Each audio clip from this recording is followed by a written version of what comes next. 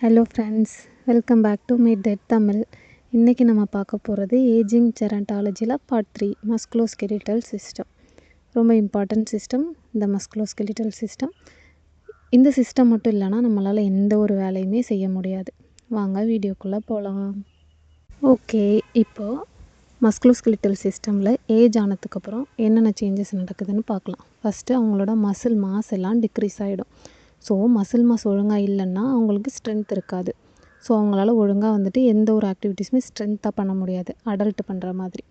Next muscle and joint ரெண்டுமே coordination இல்லை அப்படிங்கிறதுனால மொபிலிட்டி இருக்காது, ரேஞ்ச் ஆஃப் மோஷன் எல்லாமே கம்மியாயிடும், ஸ்டெபிலிட்டி எல்லாமே இருக்காது. நெக்ஸ்ட்டு அவங்களால ஒழுங்காக நடக்க முடியாது.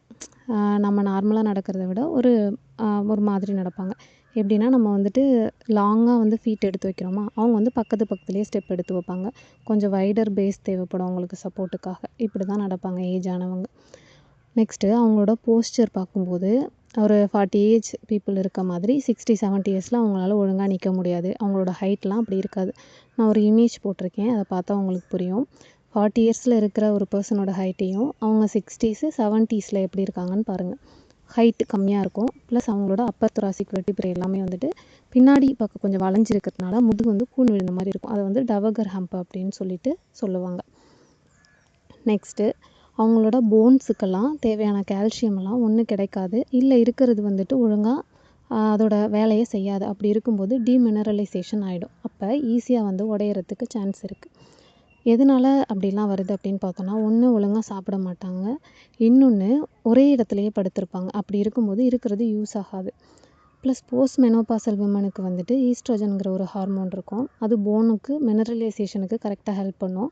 அதுக்கப்புறமா அது இல்லாததுனால அவங்களுக்கு ஈஸியாக ஃப்ராக்சர் ஆகிறதுக்கு சான்ஸ் இருக்குது. அது இன்னொரு வீடியோவில் நம்ம பார்க்கலாம். தென் காமன் ப்ராப்ளம்னு பார்த்திங்கன்னா, ஓல்டேஜ் பீப்புளுக்கு பெயின் சொல்லிகிட்டே இருப்பாங்க, ஜாயிண்ட் பெயின். ஏன்னு பார்த்தீங்கன்னா, ஜாயிண்ட்டில் இருக்க கேப்சியூல் எல்லாமே போயிடும், அரிச்சு போன மாதிரி. ஸோ நடக்கும்போது அந்த ஃப்ரிக்ஷனில் பெயின் வரும். அது இப்போ நமக்குமே காமனாக இருக்குது. ஸோ இந்த ஓல்டேஜ் பீப்புளை பொறுத்த வரைக்கும் ரொம்ப ப்ரையாரிட்டி நம்ம கவனிக்க வேண்டியது என்னென்னா, ஃப்ராக்சர் வராமல் இருக்கணும். ஸோ அவங்க விழாமல் பார்த்துக்கணும். நியூரலாஜிக்கல் சிஸ்டம், மஸ்குலோஸ்கெலிட்டல் சிஸ்டம் ரெண்டுமே அவங்களுக்கு ஒழுங்காக ஃபங்க்ஷன் பண்ணாது. ஸோ அவங்க விழாமல் பார்த்துக்கிறது தான் நம்மளோட ப்ரையாரிட்டி. ஒழுங்காக இப்படி தான் நடக்கணும், இதெல்லாம் யூஸ் பண்ணணும், வாக்கிங் எய்ட்லாம் யூஸ் பண்ணணும் அப்படின்னு சொல்லிட்டு அவங்களுக்கு சொல்லிக் கொடுக்கணும். இதான் நம்மளோட மெயின். தேங்க்யூ ஃபார் வாட்சிங். இதுக்கு மாதிரி நிறைய வீடியோ வேணும்னா சேனல் சப்ஸ்கிரைப் பண்ணிக்கோங்க. ஏதாவது டாபிக் பற்றி டவுட்னா சொல்லுங்கள் கமெண்ட்டில், நான் அதை கிளாரிஃபை பண்ணுறேன்.